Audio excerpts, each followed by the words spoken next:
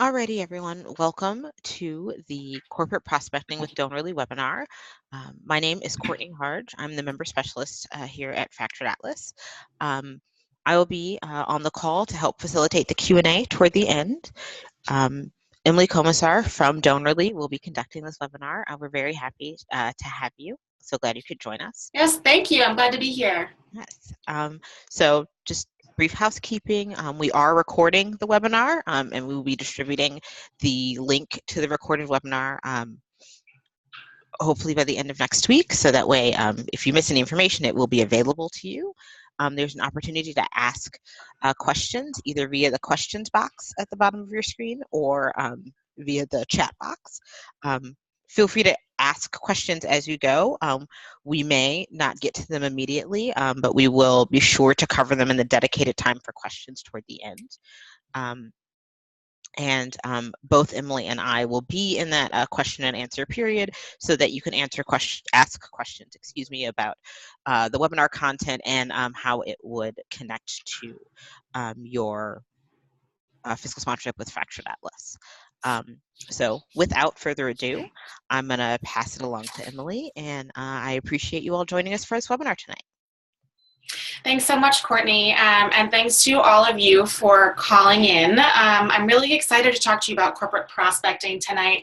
It's an area that I don't actually have the joy of dealing with too often in the arts, but there's actually a lot of really interesting stuff to dive into. So let's get started.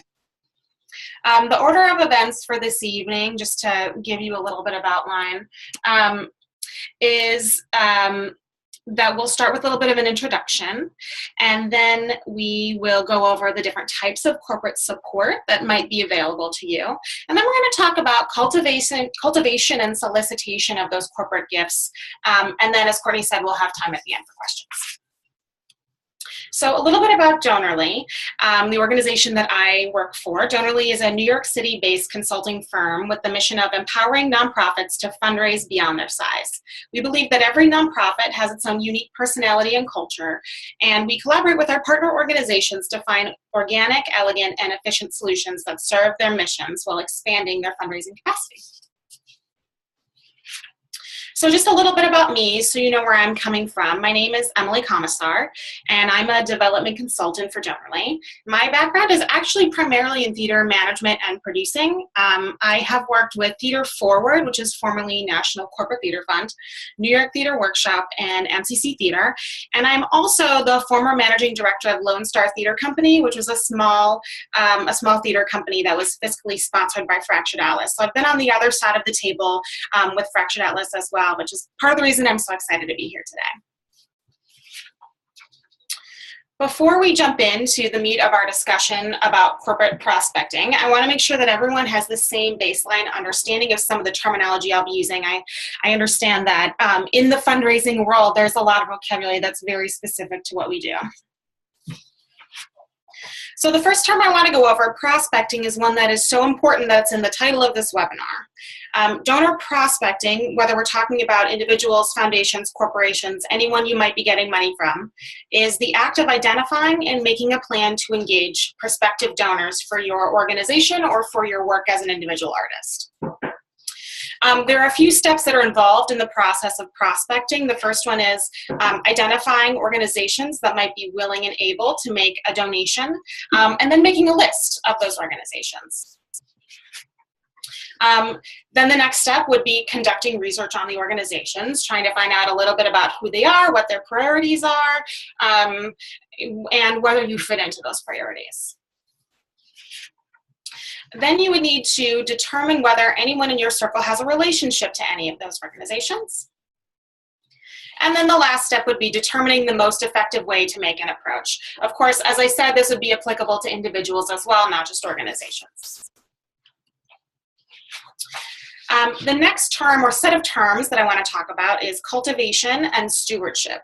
So donor cultivation is the process of engaging your prospective donors with the end goal of soliciting a gift or otherwise starting a funding relationship. Donor stewardship, on the other hand, refers to the ongoing work that you do in order to keep that donor engaged with you so that that person continues to make annual gifts or regular gifts on a schedule that makes sense for you and for that donor. Sometimes I will use the word cultivate to refer to a relationship with a current donor that I'm trying to move to a higher tier to entice that donor to give a larger gift or maybe a different kind of gift.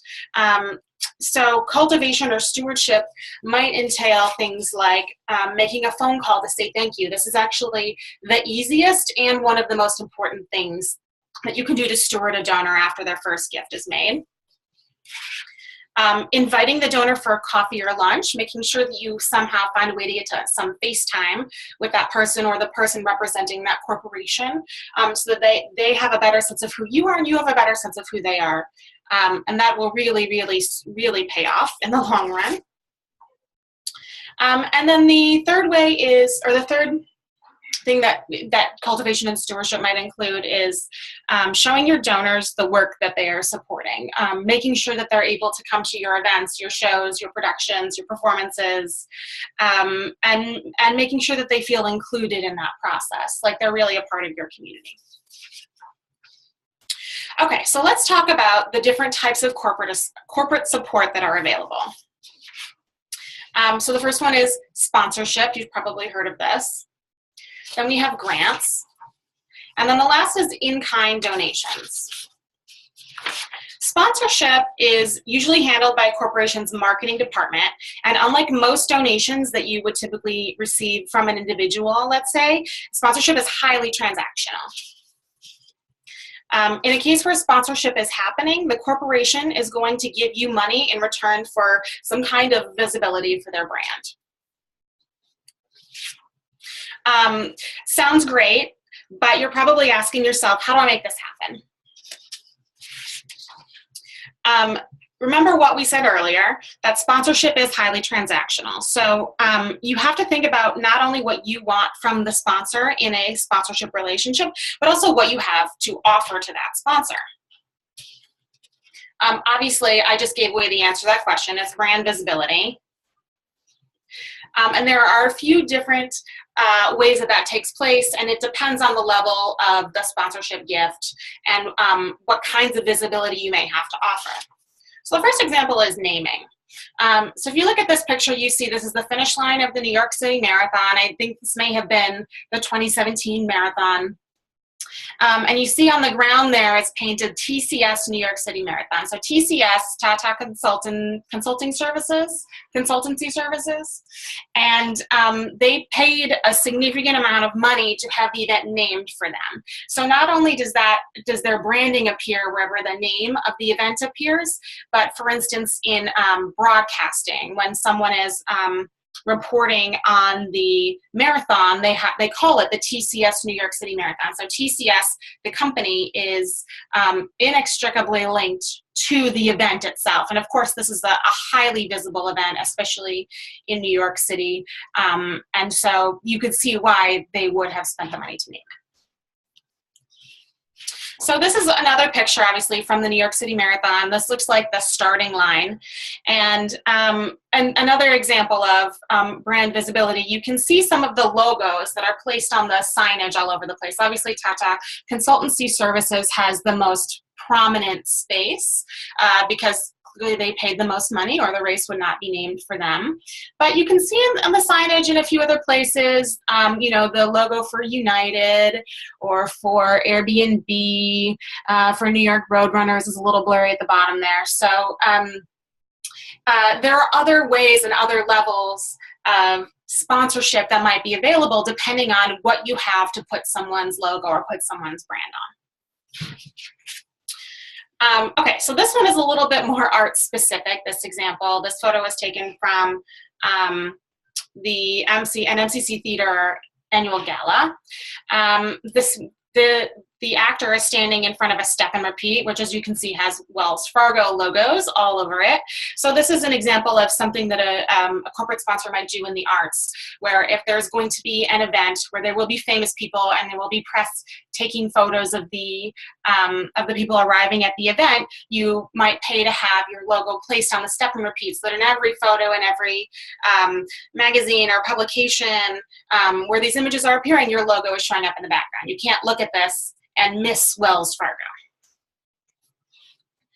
Okay, so here's one more example of brand visibility, and these are sort of smaller items or smaller logo placements. So you have on the left this image of, it looks like conference swag that HubSpot sponsored. HubSpot is a cloud-based database that a number of people use.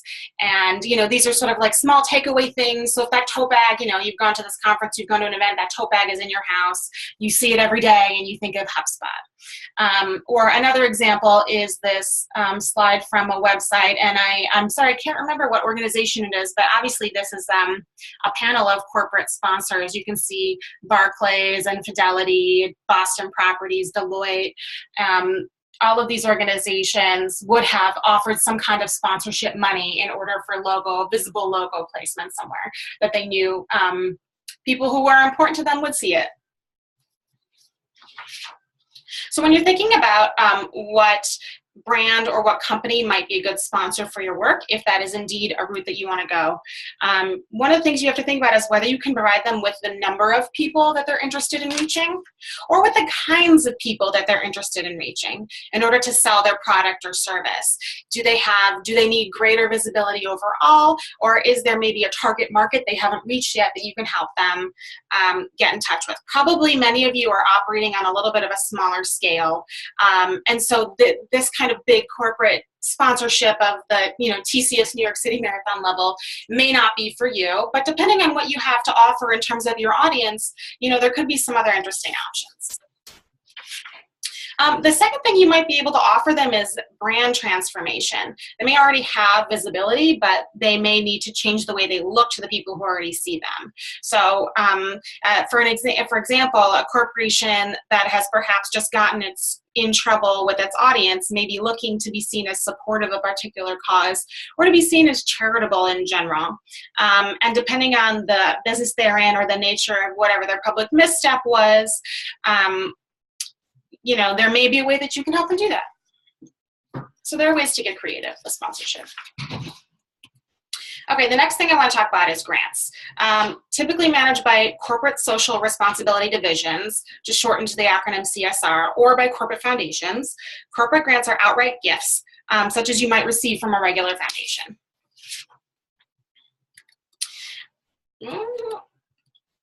There we go. Grants are, unlike sponsorship, grants are not transactional. The gifts are not given in exchange for goods or services, and as such, they are tax deductible for the corporation making the award. So that's part of the reason that they'll make the award. But that doesn't mean that you don't offer them the same kinds of special treatment that you offer to your sponsorship donors, or to any other donor for that matter. Just because there may be like a lack of familiarity, or there may be a lack of a formal agreement even around the kinds of public appreciation you need to offer a corporation providing you a grant, you still need to take good care of them. And we'll talk about that closer to the end of the presentation when we talk about stewardship. Okay, so how do you go about asking for a grant? We will talk about cultivation next, but it is good to note that many corporate foundations have online portals for applications. So even if you don't necessarily know anybody at the corporation or at the corporate foundation, you could still make a request. Now, that's not necessarily the most effective way to actually secure the money. But, at the end of the day, you never know who is reading the application on the other end of that portal. And if you have the time and resources, it doesn't hurt to do the submitting. Not to beat a dead horse, but cultivation is the other way that you go about asking for a grant. If you've identified the people that you need to be speaking to at the corporate foundation, them properly, you've made them feel emotionally engaged in the work that you're doing, and you've taken the time to get to know them as people, that might actually lead you back to the online portals where you could submit an application. in such a way that an advocate inside the company will make sure that whoever's reviewing those applications is paying attention to what you've submitted. So what is effective in this process? It's doing your research. Corporations usually have very explicit funding priorities when it comes to their grants, and it is your job to do the research to determine whether you fit into their priorities. I repeat, do your research. I cannot say this enough. So some corporations giving priorities are going to be specific to the communities in which they operate, because they want to improve the everyday lives of their employees. They want their employees to have greater access to the arts, or greater access for educational opportunities for their children, or cleaner, safer parks. It really just sort of depends on the company and what sort of everyday life improvement they're interested in funding.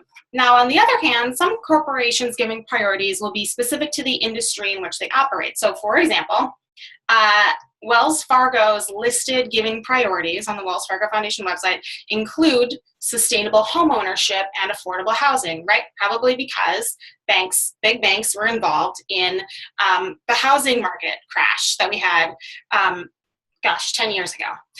They also list things like financial education and capability, right, which tie back into the industry that they're operating in. So here's one example of a corporate foundation that limits its funding to particular cities and particular giving areas. You can see it's very short paragraph, but it's very straightforward. In the middle of the paragraph there, they say their goal is to help today's science, math, and music students become the engineers, educators, and musicians who will support our diverse communities for many years to come. So they're saying right there, this is what we fund and this is what we're interested in. And it relates to, I believe Kinder Morgan is an oil company. And so the idea of supporting scientists and engineers, right, makes sense with the industry that they're operating in. Now, if you look at the bottom of the paragraph, you see that they are specifically interested in the many cities and towns across North America where Kinder Morgan operates. So a lot of this also has to do with where their employees are located and what communities they want to be investing in. Wells Fargo, I'm pretty sure this is the last time I'm going to talk about Wells Fargo, but this is another example. You can see they're very, very specific actually about where in New York they spend their money. They've even listed particular counties in Greater New York and Southeastern New York. And then, of course, directly below that is their sort of manifesto on the giving priorities, the types of programs that they want to be supporting. And this page actually goes on much longer, but to put the whole thing on here, you wouldn't have been able to read it. What's important to note about these two examples is that all of this information is readily available. I really just got to it by Googling these corporate foundations. There's no trick to it at all. And the reason is that a lot of these organizations really want potential grantees to be clear on what they're looking to fund before they apply to grants. In fact, a lot of these application portals, you'll start by answering eligibility questions to make sure that you really are in line with what they want to do before you go jumping through hoops to submit an application and they go jumping through hoops to review your application. Matching gifts is something many of you may be familiar with. Many corporations will match or partially match charitable donations made by their employees. And I will say that there are often limitations on this. So the matching may be up to a certain amount, or there may be a minimum size gift required. So for instance, if I give a gift of like $3, my employer might not want to go through the rigmarole of like cutting a $3 check to match my gift. But something maybe $25 and above they would be willing to do. It really just depends on the corporation. So you should connect with your individual donors, any that are pre-existing or any that are coming in, to find out if they benefit from matching gift programs, so that when they give, their employer gives as well, and in many cases actually doubles the gift. And I find that most individual donors are really happy to help with this, because if they like you enough to give you money, they like you enough to double their gift without greater expense to them.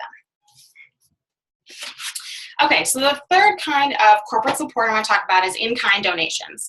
And these are gifts of products or services rather than gifts of cash. If you've ever gotten a donation of alcohol from a brewery or a liquor distributor, for example, like for an event, that's a great example of corporate giving. And I think probably one of the most common ones that I see with smaller arts organizations.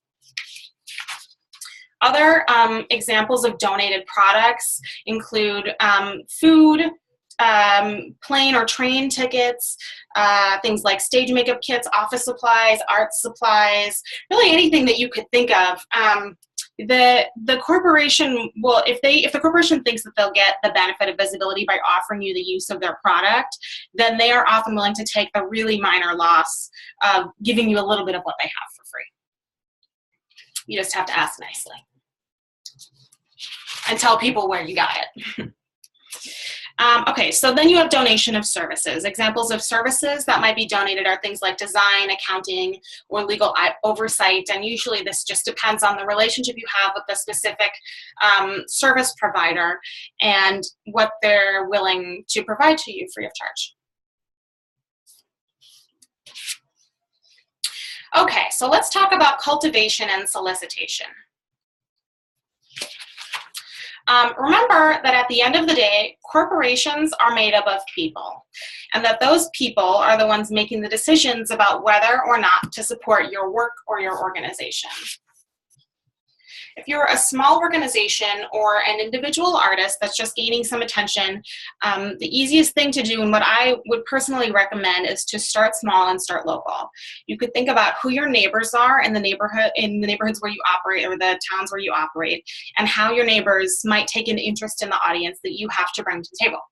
So, for example, is there a nearby restaurant or cafe that would benefit from you sending your fans their way?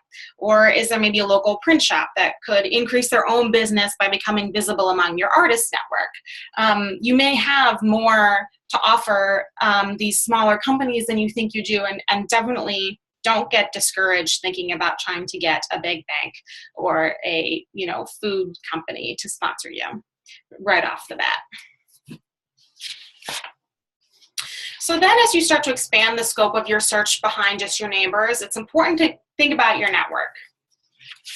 That is, who do you know and who do they know? If you have a board of directors, talk to them about what corporations they might have a relationship with, and that includes their own employers. If you have a core group of artists or individual donors or volunteers, you can be asking them the same questions.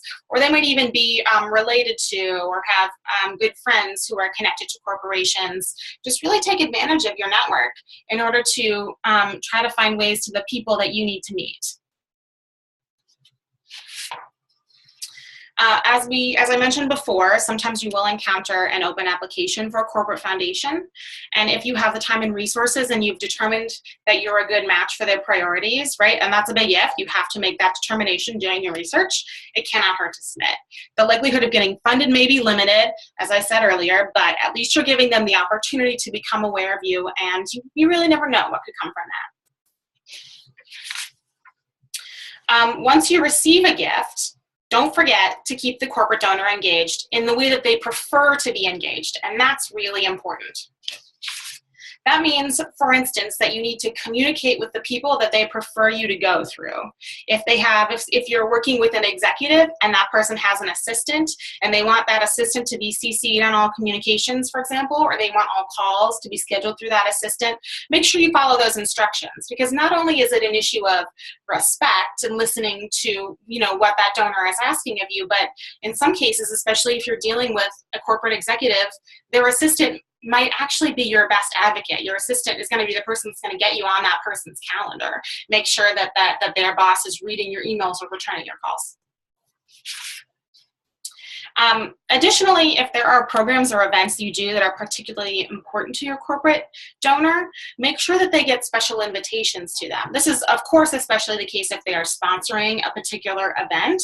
But if you know that they're interested in, I realize it's sort of a stretch of an example, but if they're interested in youth programs and you do youth programs, among other things, and you are sending out an invitation to an event that you're holding related to these programs, instead of just putting their name on the list for a mass email or a mailing, take a minute to send them an email or make a phone call and make them feel especially invited. Make sure they know that their presence there is really desired. Even if they can't make it, it'll go a long way in making them feel appreciated.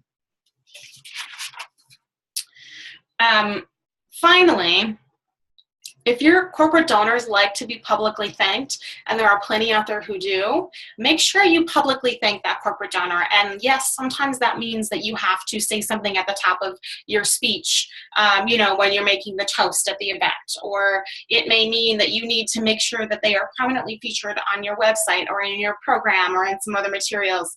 But if that is indeed what they need in order to feel satisfied with the relationship, then you have to make sure you're doing that.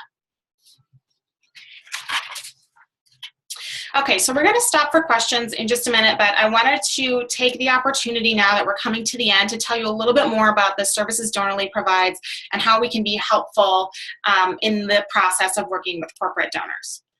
So Donorly is a full-service consulting firm with a foundation in donor research. We do all kinds of consulting around development and fundraising, and the one thing that we insist upon in our client relations is that donor research must be a fundamental part of our engagement with any nonprofit that we're working with.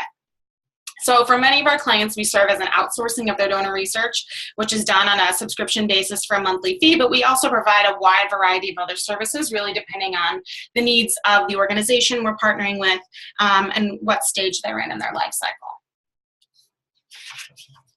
cycle. Donor research is, I refer to research a number of times throughout this presentation. Donor research as a general concept is the act of searching publicly available records on selected individuals or companies in order to get a sense of who they are as a person or an organization, what networks they operate in, who they might know who you know, what their capacity for charitable giving is and what their charitable giving history is, and also what their affinities are in terms of their charitable giving, what types of causes, what types of organizations they tend to spend money and time on.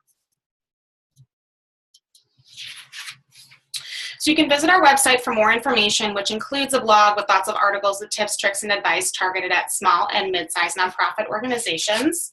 And definitely stay in touch with me. I'd be more than happy to field any of the questions that you have, either about corporate prospecting or about Donorly.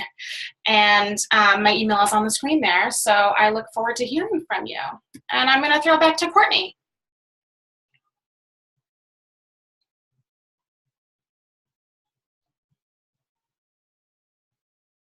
Courtney? Hello, everyone. Hi, I apologize.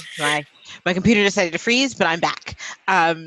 So thank you so much, Emily, for a really great presentation. And so now we are opened up for questions, and this can be about everything that Emily covered: prospecting, stewardship, and the relationship between Fractured Atlas and Donorly, and also how corporate sponsorship can work with Fractured Atlas. We have one question so far. This question is, how effective is Donorly?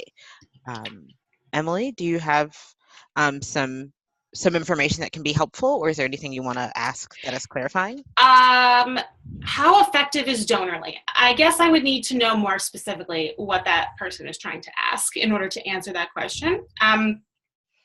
Because the services that we provide to each of our clients is very different and very tailored depending on what their needs are and what they do. So for some of our clients, we provide grant writing. For some of our clients, we're working on capital campaigns. For some of them, we're just doing donor research. And so I guess I would need to know more specifically what you're looking for in order to be able to answer that question. Right. We'll wait. We'll get a little bit more feedback around. Okay. Or from the question asker about effectiveness. We do have another question about how does Donorly consult with fiscally sponsored projects? Yeah. So short and sweet answer. Short and sweet answer. Yeah. I don't know whether any of our current clients are fiscally sponsored, but there's no reason why we wouldn't work with a fiscally sponsored organization. Fantastic. Good to know. Okay. We will go, if somebody's trying to get funding for a project, for part of their organization that isn't nonprofit, do the same rules typically apply? If someone is trying to get funding for part of the organization that is not nonprofit, do the same rules apply? I mean, the grants, if it's a corporate foundation, might not make a grant to you if you are not incorporated as a nonprofit or fiscally sponsored by a nonprofit, but certainly there are for-profit events that get corporate sponsorship. I mean, in general, if you're looking for someone to give you money, whether or not you can give them tax deductibility in exchange, the rules of cultivation, I think, still apply. It may affect, you know, whether the organization is willing to offer you an in-kind donation or a grant. Fantastic. Thank you so much, Emily. To follow up with the first question about effectiveness, this is from Eddie, and he wants to know if Donorly actually connects people to sponsors. If Donorly actually connects people to sponsors. I mean, we don't have like a list of corporate sponsors in our back pocket and make the introductions for you. What we would do is we would, you know, help you figure out where in your network you could get connected to the corporate sponsor. Fantastic. Another question from April. She's asking if we can share a simple ask email. If there is no online form submission, what is the best language to use? Emily, if I can jump in for a little bit. For one, much like a cover letter for a resume, you should always tailor it to the person you're asking for. Fractured Atlas does have some standard ask letters, particularly for individuals, but which can be modified in talking to corporate entities. But your best language is really clear, concise descriptions of how what you do connects to what the organization or corporation is trying to fund.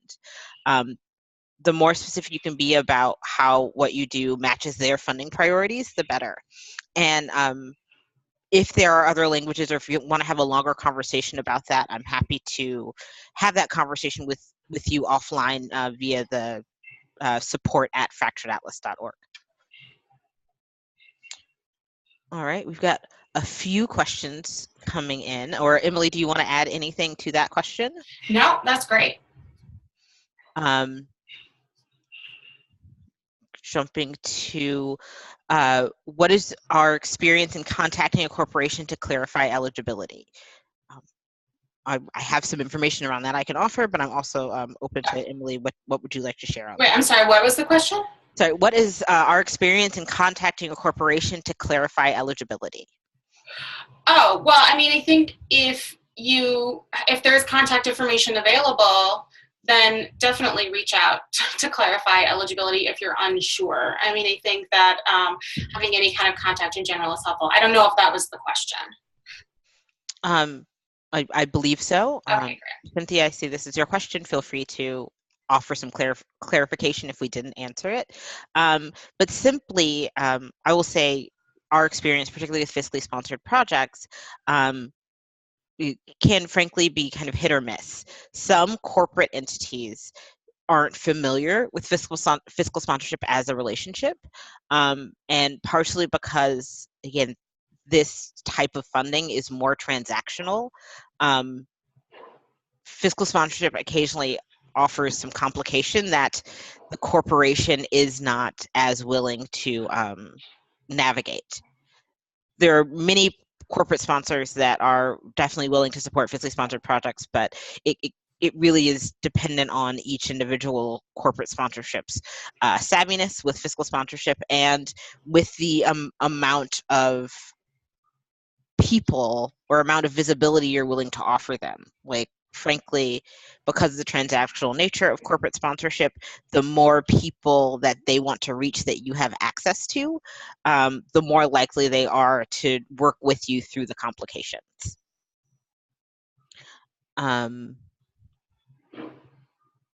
I want to make sure I'm catching everyone. There's another question about, can we say more about what we have to offer to local companies, things like restaurants, printers? Can you provide a bit more context around that, Emily, or one or two more examples? Oh, yeah. I mean, I think generally speaking, what you have to offer is your audience.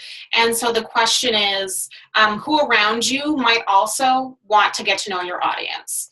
So, you know, there may be little things that you can do, like selling ads in your program, or, obviously that harkens back to, my sort of college producing days, but, creating a partnership with the bar down the street where, they get for showing up with their playbill from your show, they get a free drink or a half off drink. Or, I guess I'm just trying to think of other, local, or I think that kind of thing probably works best when there is a independently owned local business that you're dealing with, so you can just sort of deal directly with the manager or the owner in-house and talk to them about what they might be interested in terms of your audience and bringing your audience in. And of course, you guys know your audiences better than I ever could.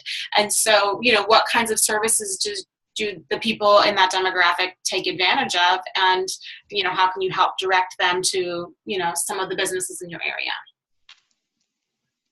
Fantastic, thank you so much. Another question is, does Donerly have databases for research?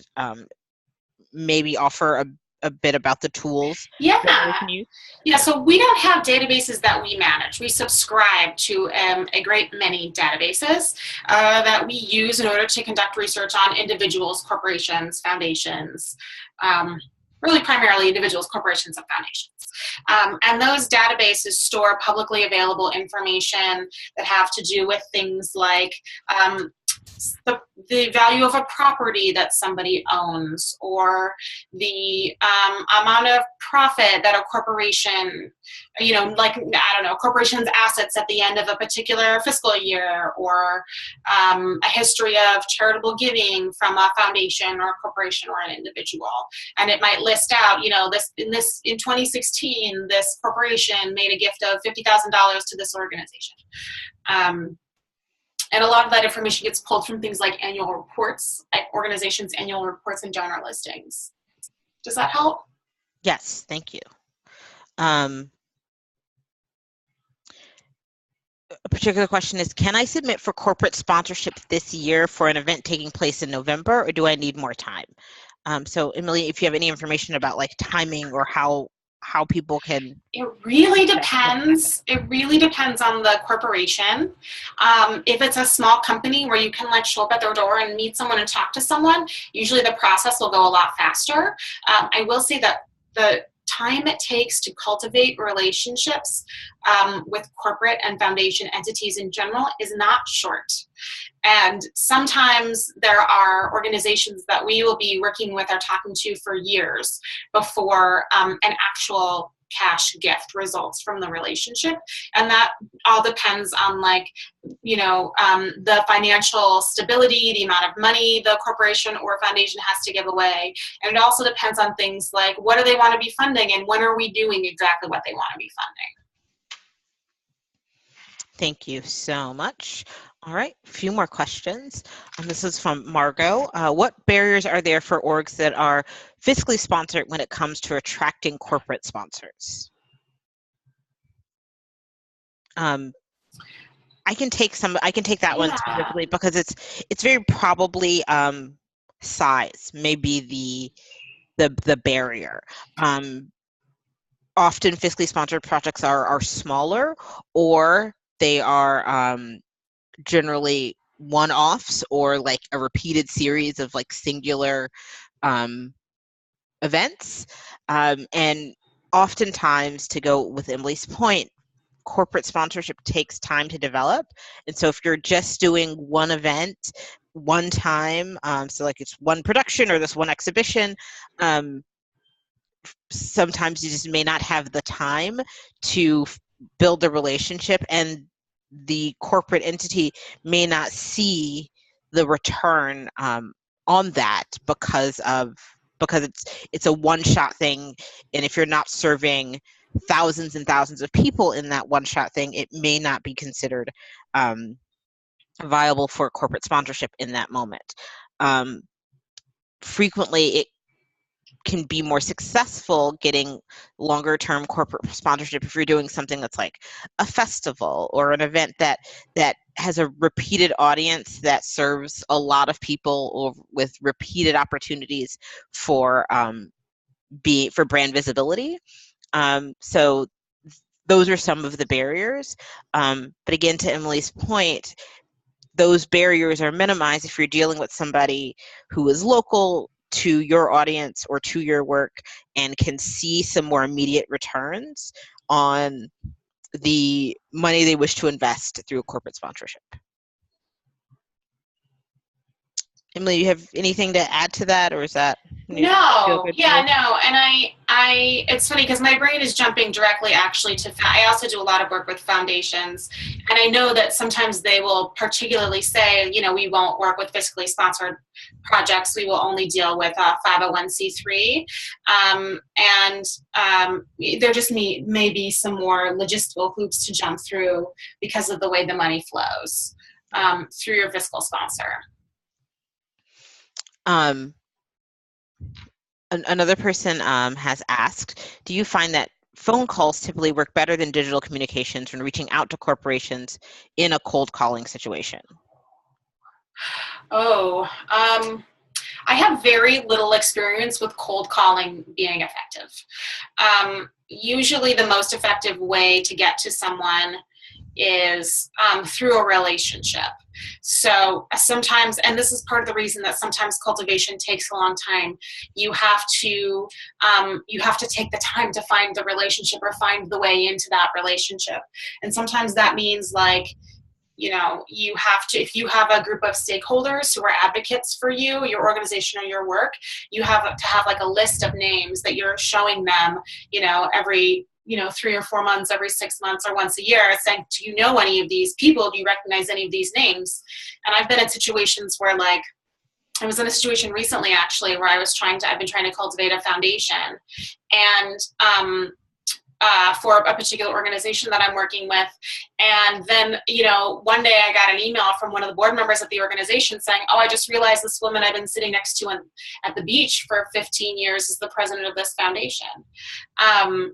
Yeah, and so you just have to keep sort of working your connections. And actually, donor research can help you figure out where those connections might exist. Like if you have people who have, you know, gone to the same university, or who have worked for the same company, or, you know, served on the same board of directors as the person you're trying to get to. Sometimes you just have to, I don't know, if you can invite them to events, that's one thing that I recommend. If you're a person or an organization that does like opening nights or big shows, and you can offer them, you know, comp tickets or comp entry into an event that might be of interest to them. Sometimes they'll show up to that, and then you can, you know, get in front of them in person, and that helps. I will also offer that the kind of inverse of that is true, in the sense of, like, if there are events that are sponsored by people who you would like to understand, like seeing if there are ways to attend those events. Oh, yeah. That way you'll actually be able to see who is connected to the giving. Frequently, if somebody else is having an event and it says, you know, sponsored by this entity or having this corporation, the corporation will send someone, usually the person or somebody very close to the person who is responsible for that type of giving. And so at the very least, it gives you a name to start a conversation with. If you can, you know, meet a person and, you know, have a genuine interaction and build from there, that's great.